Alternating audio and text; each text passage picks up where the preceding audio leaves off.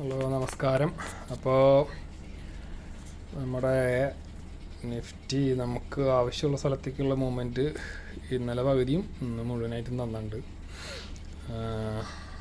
ഇതായിരുന്നു എൻ്റെ support zone. അത്യാവശ്യം ഇവിടെ കിടന്ന് കളിച്ച് ഇന്നലെയൊക്കെ കുറച്ച് പ്രാന്താക്കിയിരുന്നു. എന്നാലും ആളിന്ന് കയറി. പിന്നെ നമുക്കിതൊരു ധൈര്യമൊക്കെയാണ് ഹോൾഡ് ചെയ്യുക. ഞാൻ ഈ ഒരു ഭാഗത്തൊക്കെ എത്തിയപ്പോൾ ഇന്നലെ എക്സിറ്റ് ചെയ്തിട്ടേ ഇതെന്തായാലും ഒരു സ്റ്റെപ്പ് താഴെ വേറുള്ളൂ എന്നൊരു ഐഡിയ ഉണ്ടായിരുന്നു. അപ്പം അങ്ങനെ കളിക്കാമെന്നൊരു ഏരിയ ആയിരുന്നു. ഇവിടെയാണ് നമ്മൾ ബൈസോൺ കൊടുത്തിട്ടുണ്ടായിരുന്നത്. ബൈസോണിൽ നിന്നും ഏകദേശം നമ്മൾ ഉദ്ദേശിച്ച ഒരു 100 പോയിൻറ്റിൻ്റെ അപ്പാണ്. അതായത് അതിൻ്റെ ഒരു 30% ഒക്കെ മൂവ് ചെയ്യുന്നുള്ളൊരു ഇതായിരുന്നു. കോൾ സൈഡ് കൊടുത്തിട്ടുണ്ടായിരുന്നു. ഓക്കെ, അത് ഇവിടെ വരെ നമ്മൾ കൊടുത്തിട്ടുണ്ടായിരുന്നത്. അത് ഇന്ന് ഫുള്ളായിട്ട് എത്തി. നമ്മൾ ഇന്നലെ ഈ ഒരു ബേസ്മെൻറ്റിനേക്കാളും താഴത്തേക്ക് ഇത് വന്നതുകൊണ്ട് നമ്മൾ ഇങ്ങോട്ട് വലിച്ചു വെച്ചിരുന്നു. അങ്ങനെ ടാർഗറ്റ് സോൺ ചുരുക്കിയിരുന്നു. 26,050, 40 ഈ ഒരു റേഞ്ച് എത്തുമ്പോൾ എക്സിറ്റ് ചെയ്താൽ മതി നമുക്ക്. അപ്പോൾ ഇന്ന് രാവിലെ ഓപ്പണിങ്ങിനെ പറ്റിയും ഒരു ചെറിയൊരു ഇത് പറഞ്ഞിരുന്നു. ഓപ്പണിങ് എങ്ങനെയായിരിക്കും എന്നുള്ള ഒരു ഐഡിയക്ക് വേണ്ടി പറഞ്ഞിരുന്നു. അതിൽ രാവിലെ ഇന്നലെ ഇപ്പോൾ ക്ലോസ് ചെയ്തത് ഇത് റേഞ്ച് വെച്ചിട്ട് 4 ഓക്കെ, ഇതായിരുന്നു ഇന്നലെ ക്ലോസിങ് പോയിന്റ്. അപ്പോൾ ഇവിടെ നിന്നും ഒരു പോയിന്റ് ചിലപ്പോൾ പൊടി മോളിൽ കയറാം, പക്ഷേ സസ്റ്റെയിൻ ചെയ്ത് കയറി പോവില്ല, തിരിച്ച് വന്നിട്ട് പൂളെന്ന് പറഞ്ഞിട്ടുണ്ടായിരുന്നു. ഇതൊരു റെസിസ്റ്റൻസ് ഏരിയ ആയിരുന്നു. അപ്പോൾ ഇന്നലെ ഉണ്ടാക്കിയ ബേസ്മെൻറ്റ് കയറിയൊന്നുമില്ല. ഇന്നലെ ഉണ്ടാക്കിയ ബേസ്മെൻറ്റിൻ്റെ തന്നെ ഒരു ഫുൾ സൈസ് ABC ക്രിയേറ്റ് ചെയ്തിട്ടാണ് കയറിയത്. കറക്റ്റ് 200% റിവേഴ്സ് അടിച്ചു. ഇവിടെ ഓൺലൈനിലൊക്കെ ആണെങ്കിൽ നമുക്ക് ഈസിയായിട്ട് പറയാവുന്ന ഒരു ഏരിയ ആയിരുന്നു. ബൈസോൺ ആയിരുന്നു, ക്ലിയർ ബൈസോൺ ആയിരുന്നു. അറ്റ്ലീസ്റ്റ് ഇത്രയെങ്കിലും പോയിന്റ് കയറിയിട്ട് എക്സിറ്റ് ചെയ്ത് പിന്നെ ഇവിടെ റീടെസ്റ്റ് കിട്ടുമ്പോൾ രണ്ടാമതും കയറായിരുന്നു. നല്ലൊരു സേഫ് സോൺ ആയിരുന്നു. പിന്നെ അത് കയറി നമുക്ക് ഇവിടെ നിന്ന് റീടെസ്റ്റ് കിട്ടി, കണ്ടിന്യൂ ചെയ്തു. ഈവൻ ഒരു ചെറിയൊരു ട്രെൻഡ് ലൈൻ വരയ്ക്കാൻ അറിയുന്നവർക്ക് പോലും ട്രെൻഡ് ലൈൻ എപ്പോഴും വരയ്ക്കുമ്പോൾ ബേസ്മെൻറ്റ് കണക്ട് ചെയ്ത് മാത്രം വരയ്ക്കണം. ബേസ്മെൻറ്റിൻ്റെ മുകളിൽ കയറിയാലാണ് ട്രെൻഡ് ഇതാവുള്ളൂ. ബേസ്മെൻറ്റ് എന്ന് പറഞ്ഞാൽ എത്ര ചെറുതായാലും അതുമൊരു കണക്ഷനിലായിരിക്കും നമ്മൾ വരയ്ക്കുന്നത് എപ്പോഴും. അതിന് നല്ല പവറാണ്. അപ്പോൾ അതുമ്പോൾ റീടെസ്റ്റ് കിട്ടുന്നവരെ വെയിറ്റ് ചെയ്യാവുന്ന രീതിയിൽ ഇതിൻ്റെ ഒരു ഡെറിവേഷൻ വന്നിട്ടുണ്ടാവും. ഓക്കെ, ഇത്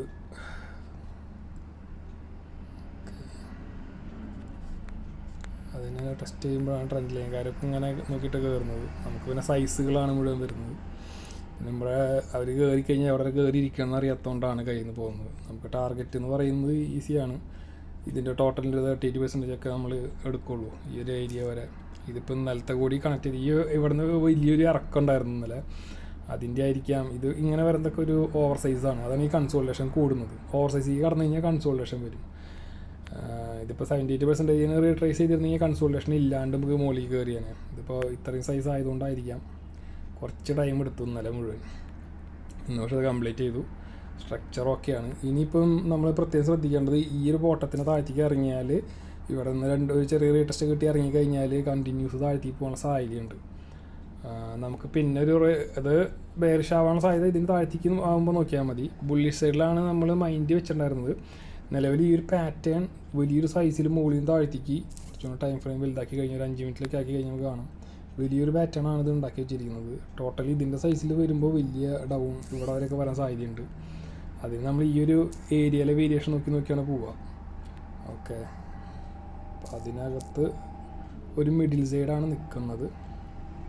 ഇപ്പോൾ 1 മിനിറ്റിൽ നോക്കിക്കഴിഞ്ഞാൽ കൃത്യമായിട്ട് പറഞ്ഞാൽ ഈ ലാസ്റ്റ് ഉണ്ടായ സംഭവം, അതായത് ക്ലോസിങ് ടൈമിന് ഒരു 1.5 മണിക്കൂർ മുമ്പ് ക്രിയേറ്റ് ചെയ്ത് വെച്ചിരിക്കുന്ന സംഭവമാണ് നോക്കുന്നത്. അതിൻ്റെ ബേസ്മെൻറ്റൊക്കെ ക്രിയേറ്റ് ചെയ്തു. ഇവിടെ നിന്നൊരു പുഷിങ് കിട്ടിക്കഴിഞ്ഞാൽ നമുക്ക് ഇവിടെ വരെ മൂവ് ചെയ്യാം. ഈ ഒരു ബ്രേക്ക് ഔട്ട് കിട്ടിയാൽ 26,112 വരെയാണ് മൂവ് ചെയ്യാൻ സാധ്യത.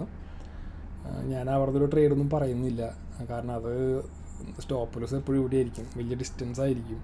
അത് ചെറിയ രീതിയിലൊക്കെ ചെയ്യണവർ മാത്രം ചെയ്താൽ മതി ഇവിടെ കണ്ടിന്യൂഷൻ കിട്ടിയാൽ. കാരണം ഇവിടെ ഒരു ചെറിയൊരു റെസിസ്റ്റൻസ് കൂടി വരും. ഓൾറെഡി ഇവിടെ എത്തിക്കഴിഞ്ഞാൽ പിന്നെയും ഒരു റെസിസ്റ്റൻസ് ഏരിയ ഉണ്ട്. ഇത് കുറച്ച് കണ്ണിങ്ങാണ്. ഇതൊക്കെ റീടെസ്റ്റ് ചെയ്ത് കയറി ഇവിടെ എത്തുമ്പോൾ നമുക്ക് കാര്യമായിട്ടൊന്നും കിട്ടാണ്ടാവില്ല. അതുകൊണ്ട് ഒരു മനസ്സിൽ വെച്ചാൽ മതി. അങ്ങനെ ഒരു സൈസ് അവിടെ ഉണ്ട്. കാരണം എന്ന് വെച്ചിട്ടുണ്ടെങ്കിൽ ഇതിൻ്റെ ടോട്ടൽ സൈസ് നോക്കിക്കഴിഞ്ഞാൽ ഇവിടെ നിന്നുള്ള ഏറ്റവും ബോട്ടത്തിൽ നിന്നുള്ള ടോട്ടൽ സൈസ് നോക്കിക്കഴിഞ്ഞാൽ ഇതൊരു എക്സ്റ്റെൻഡ് വേർഷനാണ് ഇവിടെ കംപ്ലീറ്റ് ചെയ്തിരിക്കുന്ന ഒരു ABC ആണ്. അതിന് ശേഷം നമ്മൾ ഇതിനെ ഒരു 5th വേവിലേക്കാണ് കണക്ട് ചെയ്യുന്നത്. 5th വേവ് എന്ന് പറയുമ്പോൾ ഒരു 78% വരെയാണ് വരുന്നത്. ഓൾമോസ്റ്റ് ഇതിൻ്റെ ബോട്ടത്തിൽ നിന്ന്. അപ്പം ഈ ഒരു മൂവ്മെൻറ്റും നമ്മൾ ഈ നേരത്തെ പറഞ്ഞ മൂവ്മെൻറ്റും ഇതിൻ്റെ 72 ഇതേ സ്ഥലത്ത് ഇരിക്കണോണ്ട് ഇതൊരു റിജക്ഷൻ പോയിൻ്റ് ആയിരിക്കും. ഈ റിജക്ഷന് ശേഷം കയറിയിട്ട് ടൈറ്റ് ചെയ്തിട്ട് 2 പോയിൻ്റ് കയറി കഴിഞ്ഞാൽ ഒരു കണ്ടിന്യൂഷൻ ഉണ്ടാവും. ഐ മീൻ നമുക്ക് ചിലപ്പോൾ നമ്മുടെ മെയിനായിട്ടുള്ള ടാർഗറ്റിലേക്ക് മൂവ് ചെയ്യാനുള്ള സാധ്യത കൂടി ഉണ്ട്. ഇവിടെ വരെയാണ് വരിക, പിന്നെ ചിലപ്പോൾ കറക്റ്റ് ചെയ്തിട്ടും കയറാം. ഇതിന് പ്രീവിയസ്ലി നമുക്ക് കാര്യമായിട്ട് റെസിസ്റ്റൻസ് ഒന്നും ഇല്ല, അതുകൊണ്ട് അവിടെ നിന്ന് റിവേഴ്സ് എടുക്കാൻ പറ്റില്ല. ട്രെൻഡിൻ്റെ കൂടെ പോകുന്നവർക്ക് മാത്രം പോകാം. കണ്ടത് ഇവിടെ നിൽക്കുന്നത്, ടോപ്പിൽ നിൽക്കുന്നത്. ഈ ഒരു റണ്ണിങ് കഴിഞ്ഞിട്ട് ലോ കട്ട് ചെയ്ത് കയറുമ്പോൾ ഓരോ ബൈ ചെയ്ത് കയറ്റി കൊണ്ടുപോകാം. അതാണ് ബൈ സൈഡ്. ബൈ സൈഡിലാണ് ഇപ്പം ഇതിൻ്റെ എല്ലാ പ്രഷറും നിൽക്കുന്നത്. ഓൾറെഡി ഇത് കഴിഞ്ഞു, ഒരു റീടെസ്റ്റും കൂടി കഴിഞ്ഞ് ഇവിടെ നിന്ന് ഒരു റീടെസ്റ്റ് കൂടി കഴിഞ്ഞ് കയറി കഴിഞ്ഞാൽ റണ്ണിങ് ആയി. ഈ ഒരു ഏരിയയിൽ 26,100 താഴെ നിന്നുകൊണ്ട് ഒരു റീടെസ്റ്റ് ഉണ്ടാവും. അത് ഏകദേശം ഇത്ര തന്നെ താഴും, 26,020 വരെ വന്നിട്ട് തിരിച്ച് കയറിയാൽ റണ്ണിങ് ആയി. നേരെ നാളെ താഴ്ത്തി അടിച്ച് കഴിഞ്ഞാൽ ബേർഷ. അപ്പോൾ ശരിക്കും പറഞ്ഞാൽ 2 സൈഡിൽ പോകാനുള്ള ഒരു മിഡിലാണ് നിൽക്കുന്നത്. ക്രൈറ്റീരിയ മാത്രം നോക്കിയാൽ മതി. ഇതിന് താഴേക്ക് ഇറങ്ങി 2 കല്ലിൽ ഇറങ്ങി കഴിഞ്ഞാൽ ബേറിഷ് മോഡായിരിക്കും, ഇതാണ് വെച്ചാൽ ബുള്ളിഷ് മോഡായിരിക്കും. രണ്ടായാലും അത്യാവശ്യം ഒരു ലാർജ് സൈസാണ് വരുന്നത്.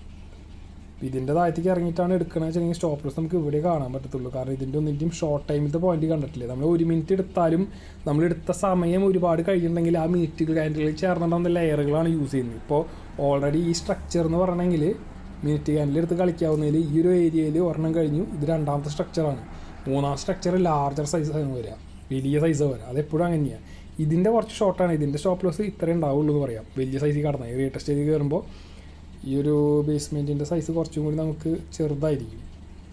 ഇവിടെ നിന്നൊരു ഇത് തന്നെ വലിയ പോയിൻ്റാണ്. ഓക്കെ, ഇങ്ങോട്ട് നമുക്ക് കയറേണ്ടി വരും. ചെറിയ ഇവിടെ നിന്ന് റിവേഴ്സലുകൾ കിട്ടാണെന്നുവെച്ചെങ്കിലാണ് കയറിയത്. ഇവിടെ കൺഫേം ആണ് ഇത്. ഈ ഒരു 78% ഈ 26,100 റീടെസ്റ്റ് ചെയ്തിട്ട് കയറി കഴിഞ്ഞാൽ കണ്ടിന്യൂസ് പതുക്കെ കയറി പൊക്കോളും. ഈ ഒരു ഭാഗത്ത് റിജക്ഷൻ ഉണ്ടാവും. ഈ റിജക്ഷൻ വന്ന് താഴെ എത്തുമ്പോൾ വേണമെങ്കിൽ ഒരു ബേസ്മെൻറ്റ് വെച്ച് നോക്കാം, 200 എത്തണമെന്ന് നോക്കാം. ഫിബ്രവരി ട്രേസ് ഉപയോഗിക്കാറില്ലെങ്കിൽ ഇപ്പോൾ ഞാൻ കാണിച്ചെന്നാൽ മാതിരി തന്നെ 3 സൈഡിൽ കുത്തിയിട്ട് നോക്കി കഴിഞ്ഞാൽ 200% ഇവിടെ തിരിഞ്ഞ് ഇവിടെ നിന്ന് ബൈ ചെയ്താൽ റിവേഴ്സിലടിച്ച് അങ്ങനെയാണ് അത് കയറിപ്പോവുക. കൂടുതൽ അത്രയും ഫാസ്റ്റായിട്ട് മൂവ് ചെയ്യാൻ തോന്നുന്നുണ്ട്. ഇവിടെ നിന്ന് താഴ്ത്തിക്കാന്ന് വെച്ചാൽ ചിലപ്പോൾ കുറച്ച് മൂവ് ഈ ബോട്ടം അടിച്ചിട്ട് വരാമെന്ന് വെച്ച് കഴിഞ്ഞാൽ ചിലപ്പോൾ ഫാസ്റ്റ് ആയിരിക്കും. കാരണം ഇതിൻ്റെ മെയിൻ ബേസ്മെൻറ്റാണ് പൊട്ടുന്നത്. കുറച്ച് വോളട്ടൈലാവും. മാത്രമല്ല ഈ ഒരു പ്രഷർ ഹെവി പ്രഷറാണ്. ഇതിൻ്റെ ഇതിങ്ങോട്ട് അടിച്ച് കഴിഞ്ഞാൽ നല്ല രീതിയിൽ പഞ്ചിങ് കിട്ടുന്നതായിരിക്കും.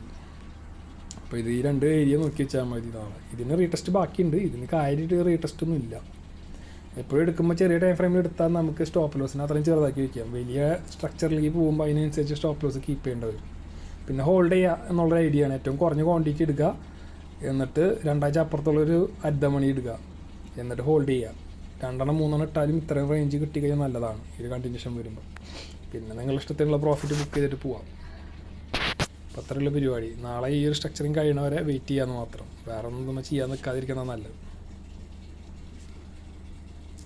ഈ ഒരു സ്ഥലത്ത് സാധാരണ ഞാൻ ഒരു റിവേഴ്സൽ കൊടുക്കാറുണ്ട്. 26,231 ഇതൊരു റിവേഴ്സൽ ഏരിയ, ഒരു ഫയർ ഗ്യാപ്പ് ഫില്ലിങ് ഏരിയ ആണ്. പക്ഷേ ഇവിടെ എനിക്ക് പറയാൻ ധൈര്യമില്ല, കാരണം ഈ ഒരു സ്ട്രക്ചറിൻ്റെ ഫോഴ്സ് ഹെവിയാണ്. അതുകൊണ്ട് ഇവിടെ നിന്ന് റിവേഴ്സ് വന്നാലും കണ്ടിന്യൂഷൻ ഉള്ളതുകൊണ്ട് തൽക്കാലത്തേക്ക് അത് നോക്കാതിരിക്കാൻ നല്ലത്. ട്രെൻഡിൻ്റെ അനുസരിച്ച് പോകുന്ന സ്ഥലത്ത് റിവേഴ്സലുകൾ എടുക്കുന്നത് നല്ലതല്ല.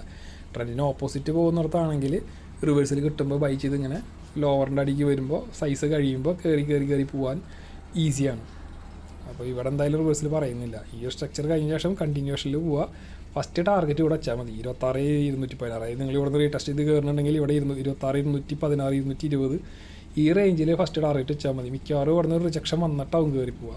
അപ്പോൾ അടുത്ത ഒരു ഒരു പുൾ ബാക്ക് വരുമ്പോൾ വീണ്ടും ഇവിടെ നിന്ന് ബൈ ചെയ്യുക. സ്റ്റോപ്പ് ലോസ് എപ്പോഴും ഇത് കീപ്പ് ചെയ്യുക 26,954. ഇത് പൊട്ടിക്കഴിഞ്ഞാൽ പിന്നെ ഈ സ്ട്രക്ചർ ഇല്ല. ശരിക്കും പറഞ്ഞാൽ സ്ട്രക്ചർ മാറി, പിന്നെ വേറെ വേരിയേഷനിൽ വന്ന് പോവാം. പക്ഷേ നമ്മളിപ്പോൾ പറഞ്ഞുകൊണ്ടിരിക്കുന്ന സ്ട്രക്ചറിന് ഇതാണ് സപ്പോർട്ട്, 25,961. അത്രയേ ഉള്ളത്.